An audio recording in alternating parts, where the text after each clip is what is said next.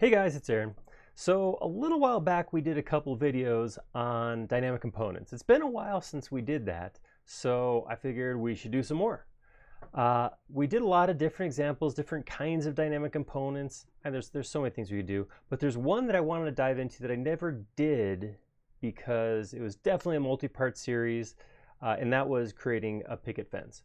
It's a little cliche. If you've done dynamic components, you've probably already seen an example of this, but the thing that's cool about a fence is there's three pieces. There's columns that are usually evenly spaced. There are beams that run the length of the fence. And then of course there's the pickets, the vertical pieces that are also evenly spaced, but placed differently than the way the posts are. So there's a lot of good examples in there, some nice skills to be learned. So we're gonna hop in this multi-part series on creating a picket fence in dynamic components. Let's hop in. Okay, so first thing I'm going to do is create a post. So I'm here in empty SketchUp, nothing created yet. I have my component attributes window open, but that is it. So I'm going to start with drawing a rectangle on the ground, and I'm just going to make this a 4x4 post. So I'm going to type 4, 4, enter, and I'm going to push-pull that up to 6 feet. That is my post. I'm going to triple click, make component, and I'm just going to call that a post. Boom. And you'll see my component attributes over here, that post shows up. All right, next piece, I'm going to put a beam across here. My beam's going to go something like this. I'm going to run it, I'll run it 10 feet right now. 10 feet. I'm going to drop it down, say 4 inches.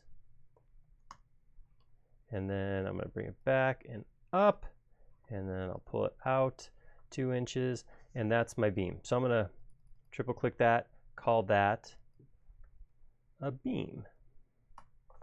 I'm not going to leave it at the top like that. I'm going to drop it down maybe, I'll drop it down 12 inches, and then I'll take a copy of that, option copy that down, say 3 feet.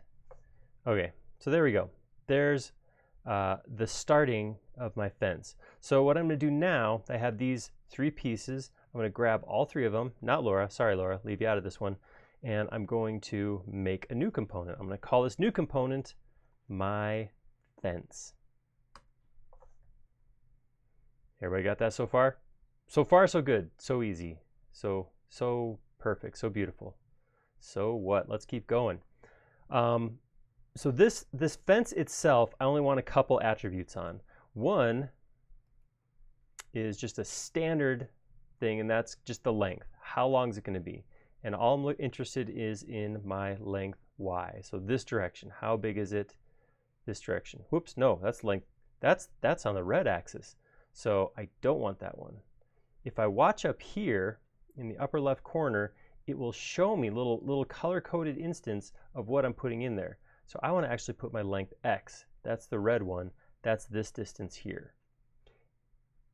That way I could put a control on here to type in how long I want something to be, but even if I don't, if I manually resize it, this will update automatically showing me what the length is. One of the tools I might like to use here is scale. So if this was a finished dynamic component, I could pick it up, I could set it down right here, and maybe this is on the edge of, maybe I have, this is my lot. And what I want to do is take this, grab it, drop it right here, and then scale it out to this end right here. That would be a great way to use this. But in order to do that, I do want to limit my scale. So if I hit scale right now, hit the S key on my keyboard, I have all the scale handles. I don't want this thing to get rescaled like this. The only scaling I really want here is to get scaled this direction. So let's do that. Let's go into Add Attribute, and we're going to put Scale Tool on there. Scale Tool is kind of weird because it's a behavior, but I don't really type a value or anything like that. I just click through and then say I only want it to scale along the red axis. If I apply that now, if I go into Scale, the only thing I can do is grab it here, and I can only scale it this direction. So this is good. This is looking good. This is going to get put in like this. pretty easy. I can do a little bit of cleanup here. I can say I want my beam to have a specific length. That specific length is going to be equal to whatever this section of fence is. So I'm going to say this length is equal to, and then I'm going to come up and click on this value right here. And that's going to tell me that's equal to the X length of the fence. And I want to hit enter. It's really important. Maybe I'm saying this, I'm stressing this because I'm so bad at it. After you type in a value, hit enter for it to update. Now, we can check this because so one of the things that I'm seeing right now, see how this is a grayed out 120 and this is a value? Right in the upper right corner, I actually have my formula view turned on. If I turn that off, it's just going to show the value there. If I turn it on, it's going to show the formula that's in there for that length. If the value is grayed out like this, it tells me that I'm not calculating or forcing it, it's pulling that value from the model. So generally speaking, I'll do most of my work in this view and then click into a field, double click, and I can go in and edit the formula. Clicking out returns it to the right value. This is just an easier way to test. So if I grab this corner and I pull it out to the edge of my lot here, the X length on the fence is going to change, and what should happen is the X length on the beam should change as well. Oh yeah. Ooh. There we go. 508.5 inches. Looking pretty good, but we definitely have one issue. Well, okay, if this is our fence, we got a lot of issues, but there's one issue I want to address right now, and that is our post. See what happened? Our lengths of these beams updated, that was correct, but unfortunately in stretching the container, so did our post. Not so good. So what I'm going to do is I'm going to come in here to post, and I'm going to add a value here too. Same value I have here and here actually. It's going to be length X. So right now it's telling me because I stretched it, it's now just under 17 inches long. That's not a good 4x4 post. That's an issue. That's a plank. All right, so what I want to do here is I want to force this to always be 4 inches. No matter how long my entire fence is, this should always be 4 inches. So what I'm going to do, I can't just type in 4 because that'll update it now, but then as soon as I change this, it's going to change it to something else. See that? So now it shrunk back down because I squished it the other direction. What I want to do to force a value is type equal, then type in the value that I want to force. So equal 4, enter. Now, having done that, no matter how I stretch this out, and it's a little, also I want to point this out too. There is a context switch, a focus switch. This is a window.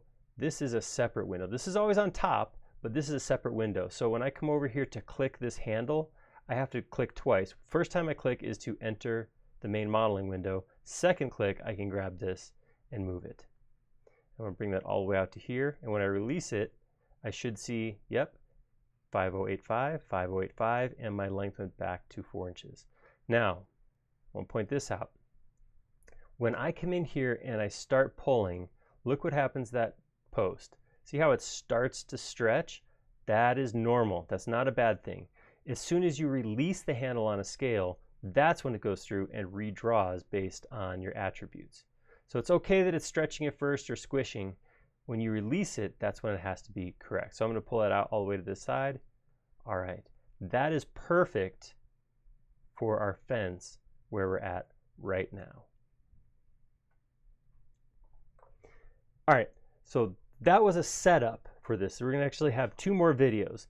The next video we're going to come in and we're going to see how we go about taking all those columns and those posts and evenly spacing them from one end all the way down to the other. And then we'll have one more video after that where we talk about putting our pickets up and spacing those. They're going to be different because the way that the spacing works with the posts, we're going to have a maximum spacing width. We don't want to be wider than this spacing, but evenly spaced. With the pickets, has nothing to do with the wideness. It's always going to be evenly spaced and run out to the end. So 2 more videos. Hopefully you're following along, and hopefully you learned something already. If you liked this video, click like down below, and if you haven't already, please subscribe. We create several videos a week around here, and you'll be notified of each and every one of them if you subscribe. Most importantly though, leave a comment down below. Most, if not all, of our content nowadays is created based on comments from viewers like you. This idea here to do more dynamic components has actually been asked for several times, and that's why we're doing it. Like making this content a lot, like it even more when showing something you want to see. Thank you.